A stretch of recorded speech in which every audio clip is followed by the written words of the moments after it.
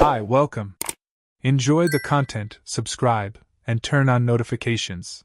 Haley, a 23-year-old, was never the kind of person who thought before acting. Impulsive, driven by raw emotions and craving certainty, she experienced the ups and downs of her relationship like every moment was a test, as if love only had value when it came with intensity. From the start of their marriage, she expected Cole to act like characters from the movies. She wanted grand declarations, strong reactions, signs of jealousy. To her, silence meant lack of feeling, and calmness felt like a threat. Cole, on the other hand, already had a life full of turbulence. At 38, he was looking for peace. He'd overcome disappointments, corrected bad choices, and when he met Haley, he believed he could build something lasting. He was a mature, practical man who saw love as a daily commitment built on care and respect, not emotional games. As the months passed, Haley began to feel something was missing. The conversations were good, the routine stable, but she wanted more than stability. She craved intensity. She wanted to be constantly surprised, as if living in an endless romantic movie.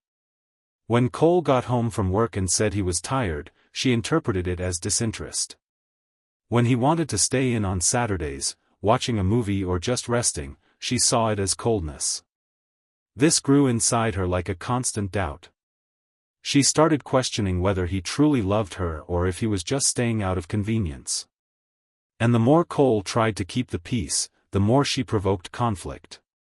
Small arguments became storms. Silly complaints turned into hours-long fights. She tested him, pushed him, demanded more. She wanted to see how far he would go. Then one day, Haley made a decision. She decided to break up. But it wasn't a real ending, it was a move. A test. In her mind, the impact of separation would make Cole realize how important she was, how much he loved her. He would chase after her, apologize, promise to change. He'd show all the passion she believed he was hiding. Haley believed she was in control of the situation. She was so sure he would react like a desperate man that she even rehearsed sharp, cold responses to seem firm. She imagined the messages, the calls, the request to talk. She pictured him crying, saying he couldn't live without her. Everything was set up in her mind like a theater play. But the stage collapsed during the first line. When she sat down in front of Cole and said she wanted to end the marriage, he simply stayed silent for a few seconds. He took a deep breath, looked up at her, and replied, "If that's what you want, okay." That was it. No drama. No tears. No anger. He didn't try to argue, didn't raise his voice, didn't make her feel guilty. He just accepted. The casualness of his response hit Haley like a punch to the chest. She wasn't prepared for this. His indifference seemed crueler than any fight. She expected resistance and got peace instead. She anticipated chaos and received a calm finality. There, for the first time, she realized Cole might have given up a long time ago. She left the house with her own suitcases, expecting him to chase after her, but he didn't. 2 days later, he sent a message just asking if she needed help with divorce paperwork. That completely shook her. The ease with which he handled the end of their marriage made her feel discarded. But what she didn't understand was that Cole wasn't reacting with contempt. He was reacting because he was exhausted. For 2 years, he tried building something solid with a woman who turned every disagreement into a crisis. He tried talking, understanding, being patient. But Haley mistook maturity for coldness. She believed loving meant shouting, crying, chasing, promising the world. And he just wanted someone who chose to stay, without games. Cole didn't close off his heart out of revenge. He did it because protecting his peace was the only way forward. He realized he was stuck in a relationship where affection was used like currency, where feelings had expiration dates, and where any mistake turned into a threat. His decision to let her go wasn't made that day. It was built over time. Each night he fell asleep feeling tested, examined, as if his love always needed proof to be valued. When Haley said she wanted to separate, she thought she had won the game. But Cole wasn't even playing anymore. Outside, Haley appeared in control. She told her friends she finally did what she needed to do. She posted inspirational quotes on social media. Pretended to feel relieved. But inside, something broke more each day. Cole's silence hurt more than any argument they ever had. It was the silence of someone who had moved on, not someone who was hurt. And that, for Haley, was unbearable. She didn't lose a man in that moment. She lost the power she thought she had over him. And for the first time, she had to deal with the consequences of her own choices without anyone to blame, without anyone to confront. All that remained was absence. And she finally understood that what she called love was actually need disguised as passion. Haley believed she could control the narrative of the breakup however she wanted. After leaving the house, she played the role of the victim like putting on a uniform. She said she was ignored, that she felt alone in the marriage, that she tried everything. She repeated to anyone willing to listen that Cole distanced himself, that he wasn't the same anymore, that he seemed not to care about her feelings. Each sentence was an attempt to find support somewhere because she herself no longer knew if she believed what she was saying. Her closest friends heard distorted versions of events. Her mother, protective, comforted her saying she deserved someone who appreciated her more. At college, where she was seen as friendly and outgoing, she spread the idea that she endured a cold marriage for too long. But the stories she invented started tripping over themselves. First were small details that didn't match. Then came silences from people who didn't know how to respond. Some friends noticed that something sounded overly rehearsed. That's when Amanda entered the scene. Amanda was Cole's older sister. They never got along well, but she always tried to maintain polite relations out of respect for her brother. However, seeing how Haley publicly portrayed Cole, she decided to step in. She called Haley directly. Said she didn't believe a single word of that story. That everyone knew how hard Cole worked to keep the marriage alive. That what destroyed the relationship was Haley's emotional immaturity, her habit of making drama, her constant desire to provoke reactions to feed her ego. The conversation was short and direct. Amanda didn't yell or accuse. She simply spoke with the confidence of someone who had seen enough. Haley was caught off guard. She tried to argue, but nothing seemed convincing against Amanda's conviction. After that, comments online started changing. Likes on those inspirational quotes dropped. Private messages that used to bring support turned into silence. One or another classmate avoided the topic when passing her in the hallway. Haley started feeling something unfamiliar, the weight of others doubting what she said. She lost control of the narrative. And the more she tried to maintain the image of the emotionally betrayed woman, the more people distanced themselves. Nobody confronted her directly, but she felt in their looks and gestures that something had changed. Instead of taking this as a sign to reflect, she shut herself off even more. She started repeating to herself that everyone was wrong. That Cole must have manipulated his sister, that his friends were spreading lies. It couldn't be her fault. Still trapped in her fantasy, she searched for excuses to keep her version standing. She felt humiliated by simply realizing that Cole, even silent, was winning. And that was what consumed her most. His silence began dismantling the character she created. The fact that he didn't answer, didn't fight back, didn't explain himself made things harder for her.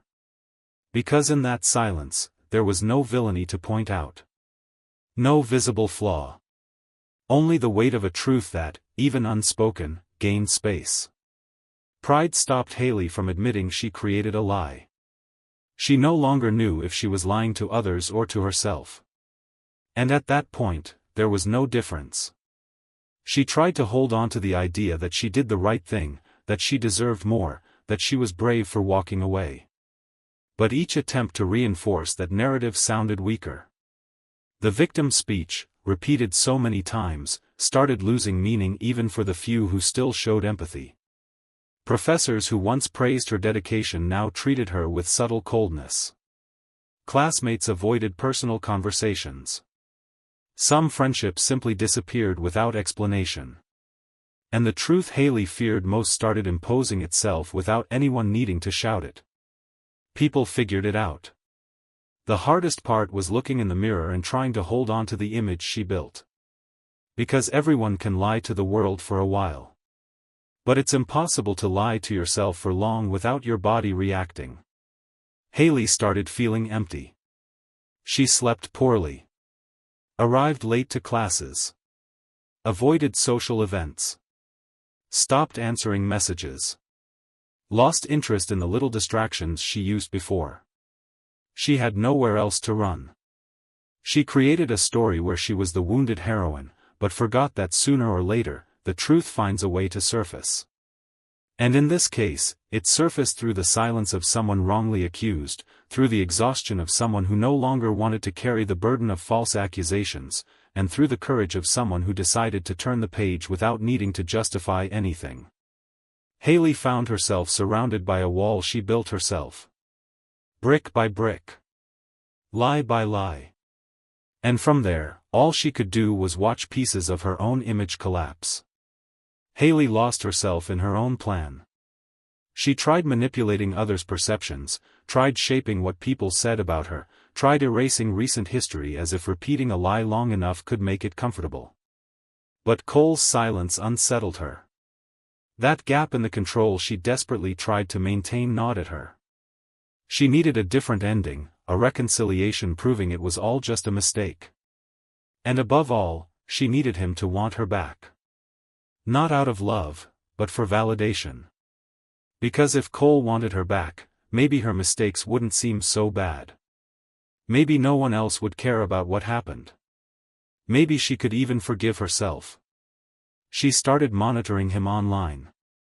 Created a fake profile just to view his Instagram stories. Tried drawing conclusions based on random phrases, random photos. If he smiled, she got angry. If he was with friends, she felt jealous. If he posted something serious, she saw an opening. She began frequenting places where she knew he might appear. Even went to his office building pretending it was a coincidence. And in one of these attempts, she managed to get close.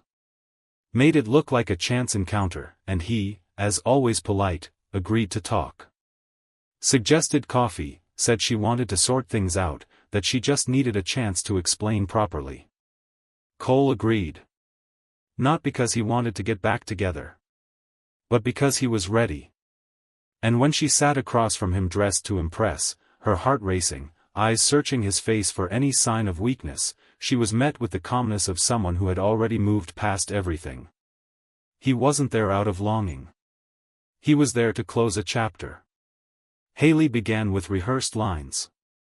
She said she was confused back then, that she felt invisible, that she thought he had already given up on her before everything unraveled. She used words like mistake, regret, and chance. But Cole didn't react. He listened in silence, and that unsettled her more than any scolding would. Then he pulled an envelope from his pocket and placed it on the table. Said he kept it out of respect for the truth. Haley hesitated. Took the envelope with trembling fingers and opened it.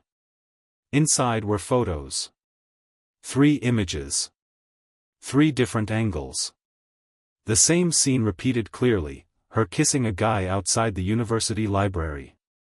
In one, they laughed at something he said while she held his backpack strap familiarly. The dates were clear, stamped neatly. The 3 photos were taken only days apart, all while they were still married.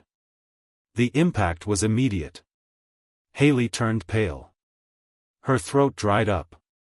The words vanished. She tried to justify. Said it was loneliness. That she felt alone. That she was vulnerable.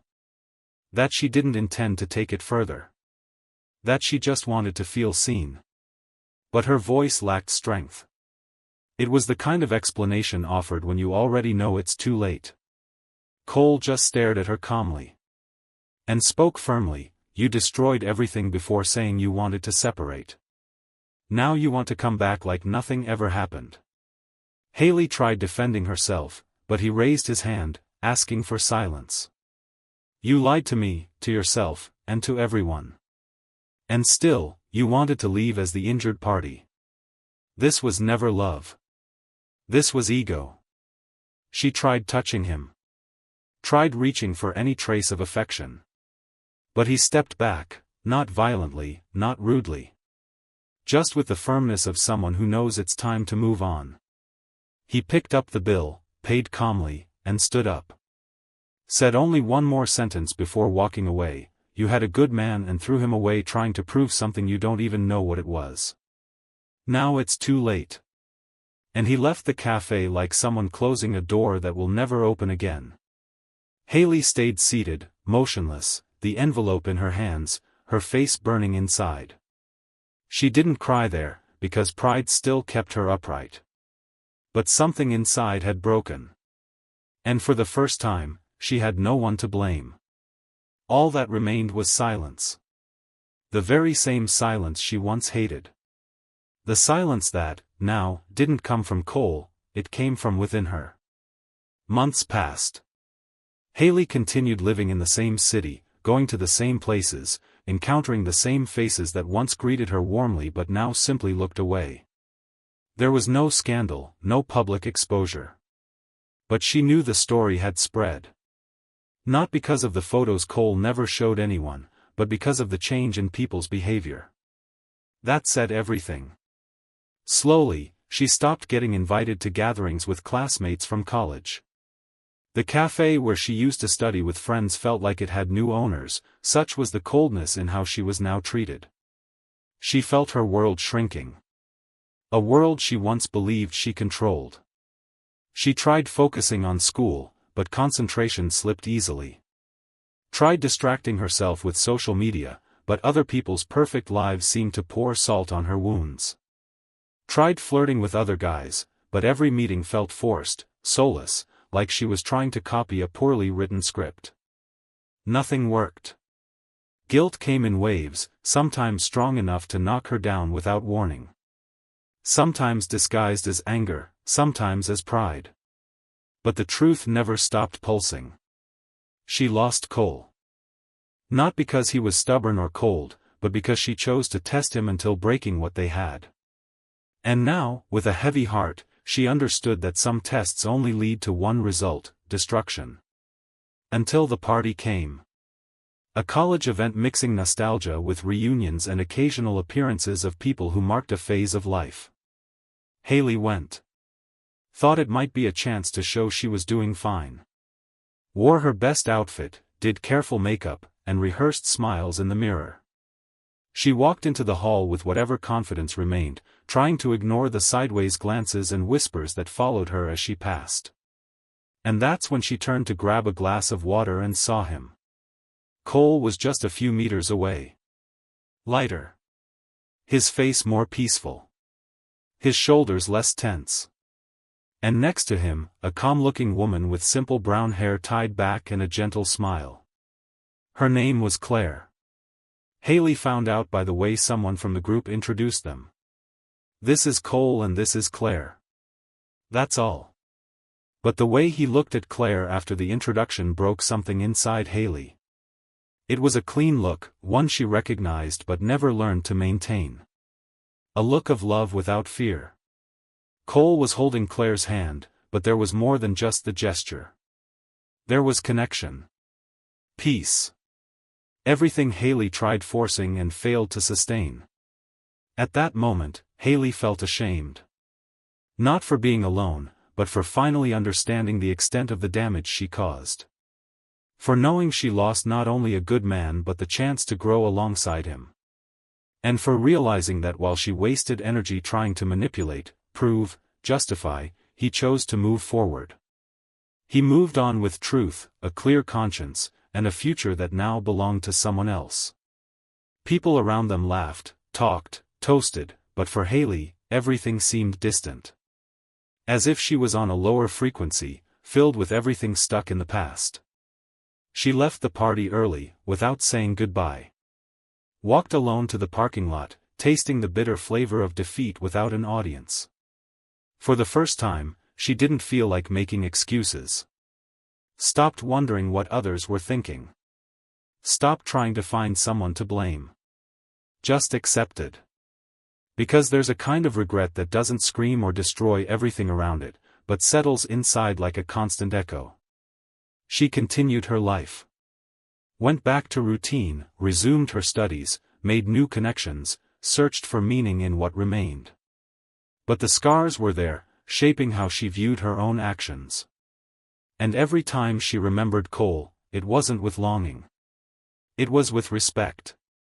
A respect that arrived too late. Meanwhile, Cole lived new days. Simple days. Walks beside Claire, honest conversations, plans born without pressure.